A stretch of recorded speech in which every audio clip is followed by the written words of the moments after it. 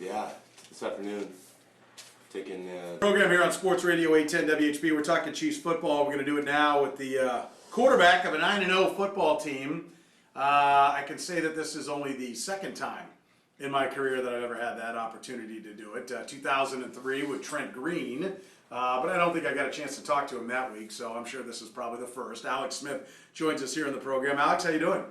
doing great. Yeah? Great. Can't complain. Yeah, I would think, right? Yep. Yeah, I mean, wildest dreams. Yeah, I mean.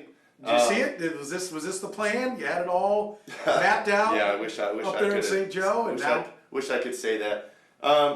You know, at the same time, no, I didn't predict that. Didn't see this coming. But at the same time, I knew it was in the realm of possibilities. You know, and I think a lot of the guys in the locker room believe that deep down in, and just a matter of, you know, getting getting that first win and then maybe the second and getting some momentum going and get this thing going in the right direction. So.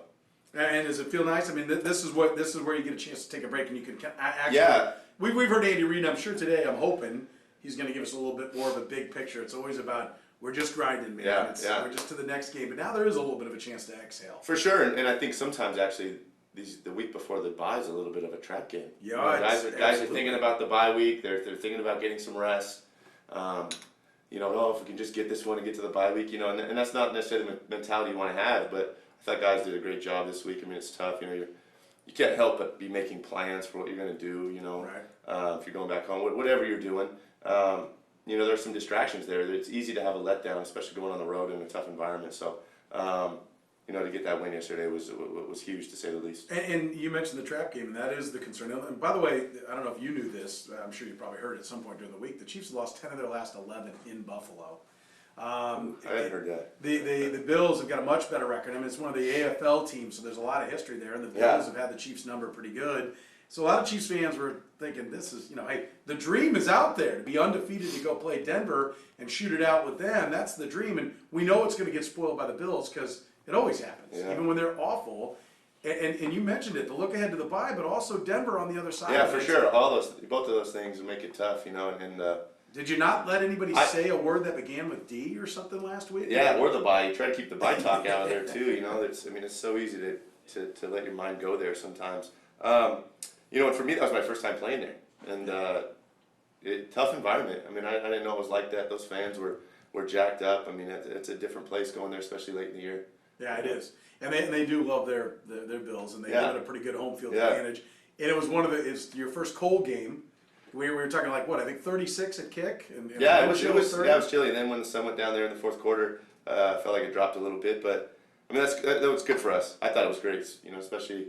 I mean, both sides of the ball, but especially the guys that have to carry the ball and touch it. I mean, it's only going to get colder. So, you know, it's great practice for us. We talked for a couple minutes during the break, and you were discussing, you know, hey, a lot of things you guys could have done better. Yeah. But isn't it kind of the mark of how good this team is that there are so many different things? We'll hit on them and magnify them for you here in a second, which I'm sure you'll love to revisit here on the air. But the fact that you can go through that and still get a double-digit win on the road in the NFL, that's hard to do. Yeah, I think it speaks to how well-rounded a team we are. You know, I mean, defense playing lights out, no question, and they deserve all the attention they're getting. But special teams, I think, just doing such a great job all year. Something that goes unnoticed all the time. But you know, especially at our specialist position, I think Ryan and Dustin doing such a great job. They're such weapons for us. You know, and yeah, like you said, I mean, it wasn't pretty, and you still went on the road by double digits, and when you were trailing. So, great victory, and you know, like we were saying a second ago, I mean, if we'd have done all that stuff right, you know, we're going to do the same thing. We're going to go up here and meet, and we're going to do the same thing you guys do. Look at every single play, and what if we'd have done this differently and done that differently, and go through it. But the nice thing is that when you're done with that meeting and you've grinded it out, if we'd have done every single one of those things we hoped to have done, we still only would be 9-0. Right. You know, and it's right where we are right now. And then that's really that's the deal. I mean, that's what we talk about here. It's more about the letters and not the numbers, and getting those W's. And being this caliber of team is new to a lot of the guys in that locker room. Certainly, you know, it's been a long time since this town has felt it. You've been a part of a team that's gotten not 9-0, but been putting a lofty goal out there. And that is part of it. I mean, you guys had to overcome, there was what most people consider a bad roughing the passer call. Yeah, Defense yeah. kept Buffalo out there on the field.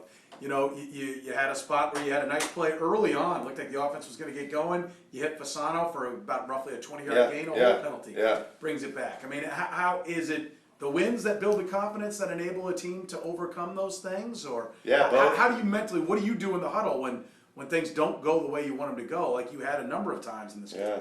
Well, I mean, for me, at those points, I mean, I think that's the time, especially offensively, it's really to, I mean, it's so easy to, second and third and long, or you're losing by a couple scores.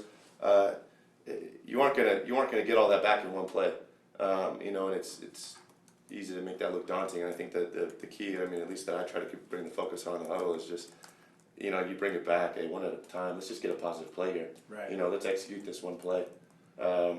Let's get a 5-yard run. Let's, the little things, get yourselves into a good third down. That's really what I focus on. And then I think as far as the stages go, I mean, if I couldn't tell you, I mean, the first game of the year when we were playing at Jacksonville, I mean, the crew we had doing that game, CBS is, right. That was down on the list, and deservedly, coming off, I mean, the two worst teams coming off of last year, but your goal is, I mean, you want to get to bigger stages, right? I mean, you want to get on the big stage.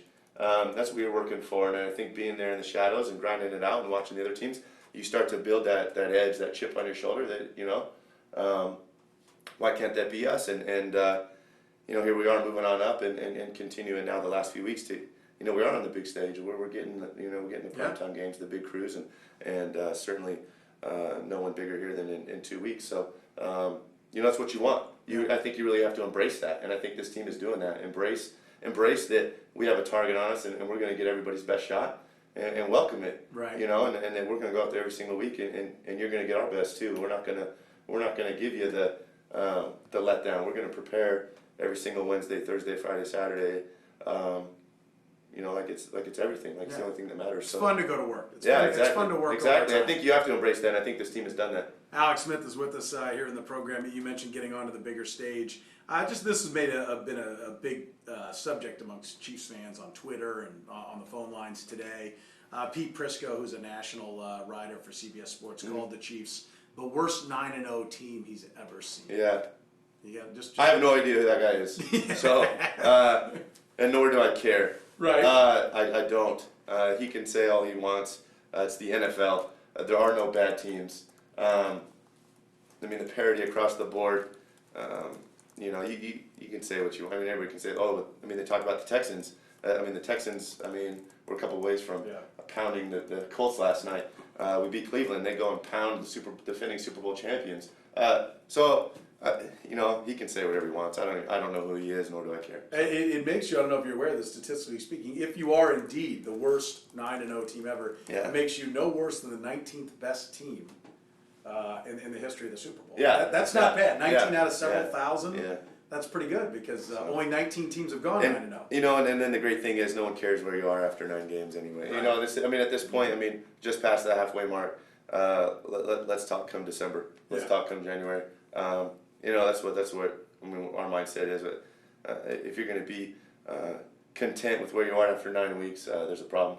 Tell me how you react when you had a play where Anthony Fasano was open. Yeah. And the ball got away.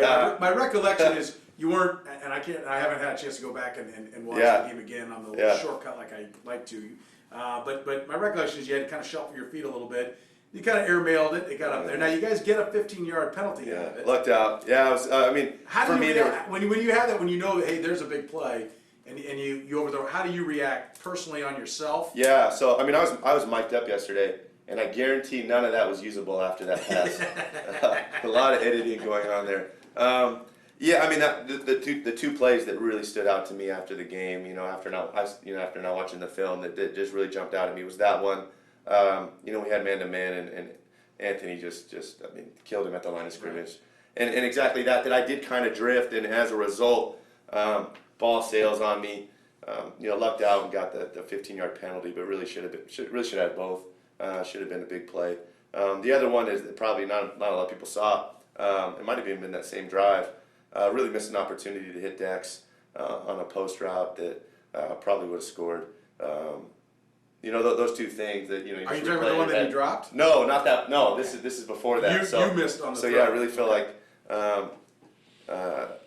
that he ran a great route and was open, and I ended up going elsewhere with it. But soon it's one of those ones. As soon as you look up, you see him, you're like, Yeah, he was there. So all right, tell me how you reacted. Dex, he talked about it after the game. He doesn't like dropping the ball, and he got out there. He's clearly looking to make a play and get his head around and get up the field. And it happens. It's part of the game. How do you do? Are we going to hear any of that mic'd up part of the equation? No. You hear way more. Like I said, I think, listen, Dex has done so much for us. He's going to continue to do so much for us. He's a great player for us, and I'm not concerned about that. Like I said, my focus was I was still trying to get the bad taste out of my mouth that I'm missing him on the post.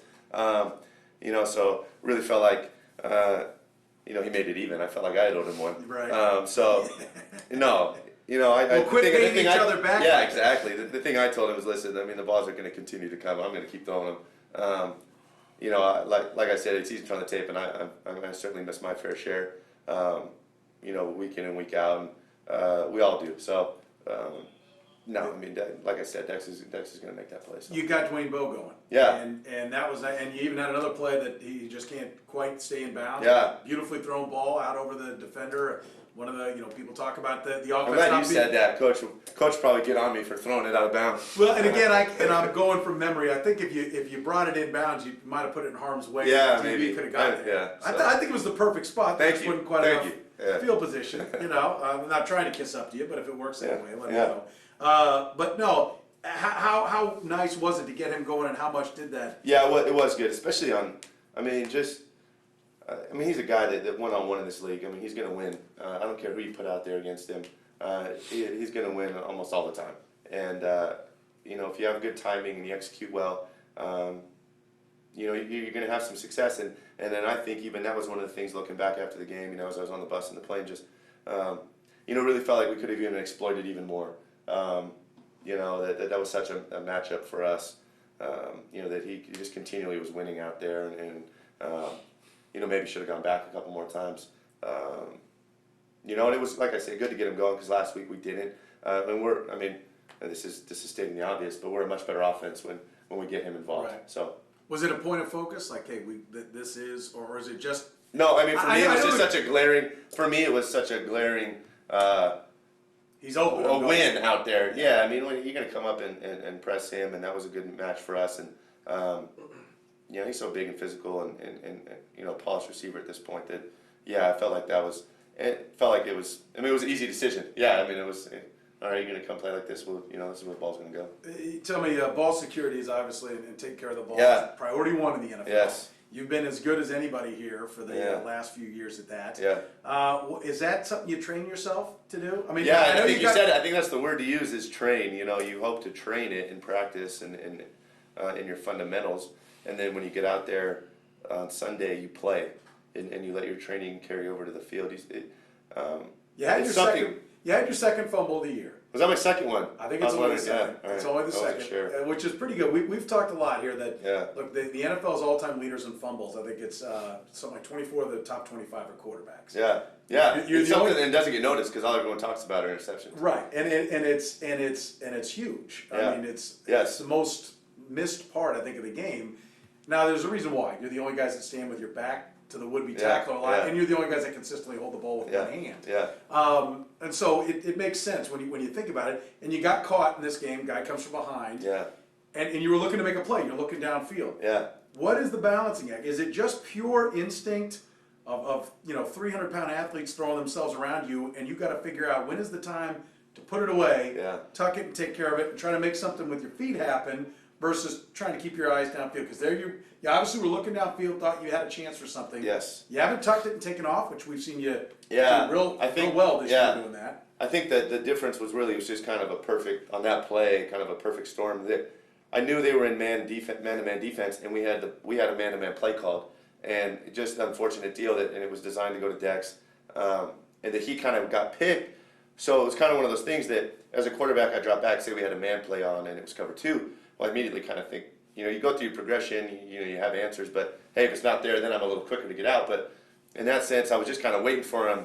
I knew he was working to get open. It was kind of waiting to give him a chance, because if he if he does finally, it's still Right. a big play. And then I didn't feel that guy coming from behind me. So kind of they got us on that play. Caught me, holding on the ball for a little too long, waiting for him to come open, type of deal. But I interrupted you on the big picture thought. You were saying training. That Training yourself is a good way to put it. Yeah, you never. I mean, you want to go out there and score points. I mean, as an offense, that's what our goal is. We're trying to score as many points as we can and score more points than the opposing team. I mean, that's the bottom line. And then with that is protecting the football. Why you go out there and do that is to protect the football. It's not to, not to put the defense in a bad situation, not to put the team in a bad situation. You just look at the statistics, and when a team gets the ball inside their own 20, I mean, how hard it is statistically in the NFL to drive and score 80 yards, 80 plus yards, let alone on a defense like ours. Right. So, I mean, I think if you continue to play good football, and you never like to punt, but sometimes it's not the worst thing, especially when you got a punter like ours and a punting unit like ours. So, sometimes it's about playing good team football. And, I knew we were going up against a rookie quarterback, and you would love to have gotten the lead and then applied a little pressure on him. Right. Unfortunately, we didn't do that there till the end, and then finally did, and you could see the difference, I think, there in the fourth quarter once we finally, got the lead. So, you want your training to kind of take care of that, and you don't want that to be the focus, I guess, when you're out on the field. But it has to become instinct. Yeah, no question. Yeah. You're going out there trying to make plays, and then with that, ball carriers through their fundamentals, protect the football, and then I think as quarterbacks, you consistently make good decisions. We're talking to Alex Smith here in the program. I spend a lot more time talking to you, but I'm sure you've got things to do and probably want to get out of here and get moving with your downtime. So I'll give you my final four quickies for you. I'll start you with this. Do you remember your favorite Wonderlic question? Your score is always a popular topic. topic. Score. I don't remember. I mean, for those, anyone that hasn't taken the Wonderlic, I don't know why you would have. They go easy to hard. So you the first 5 questions are. What is your name? I mean, not that, but it's not far off. Okay. Not far off, You get in the rhythm. But then you get in the rolling. last 10, and the last 10 are, they're like paragraph questions. You're Right. trying to read it, and the whole thing's timed. The whole deal is that it's such a timed test, and you really got to work fast. But no, I don't remember any of the questions. So No, I got nothing for you there. So no favorite. All Yeah. right, I'll put that down. Last time you talked to Urban Meyer was when? Oh, this last spring. Okay. Is it something you do kind of regular or? Yeah, talk to him at least. Yeah, I try to talk to him once or twice Okay. a year. It's hard, working and. He's a little busy now too. A little busy, yeah. I certainly watch and follow. All right. Have you ever been a victim of hazing in an NFL locker room? That's a big subject with what's going on down in Miami. There's fun. I mean, I'm sure that's such a wide spectrum. I mean, when I was a rookie, I got joked with a lot. I got, poked and prodded. I mean, I never felt. Like it was too I much. never felt like it was a bad thing. It was always well intentioned. I had to buy a lot of meals, but I always felt like it was inclusive. Right. I never felt like it was, at least for me, the teammates I had at the time. I never felt like I was being excluded from anything. It was certainly, I think in good fun and good nature. Ever a $30,000 dinner check? No, heck no. No. I don't even know how that happens. What are you buying? I mean, that just seems excessive. I would certainly Magnum of Dom Perignon or something. Why? I don't know. I don't know. Yeah. Kind of No, a nothing Corona like that. light guy myself. Yeah, I mean, I've certainly some expensive ones, but nothing even close to that. So. All right, good to know. And finally, what will you be doing to watch Denver and San Diego next Sunday? I would think you'd sit down and. Yeah, I'll be back here. Yeah, I'll be back here. Certainly probably following that, watching that. Maybe watch the TV copy, see if you can pick up anything on the TV copy. But yeah, hopefully, then we'll probably already be delved into all the Denver stuff at that point. Yeah. I would think you'd be kind of immersed in Yes. that. Well, we can't wait. It's been a great start to the year. So, Alex, hey, congratulations on the 9-0 start. I know a lot of work to be done and a little much-earned R&R. We'll let you get to that and hopefully talk to you again soon in the second half. Yeah, thank you. Appreciate it. All right, you Thanks. bet. Alex Smith, Chiefs quarterback, joining us here in the program. Soren Petro with you. We'll come back, take your calls, 913-381-810-810. You're listening to Sports Radio 810 WHB.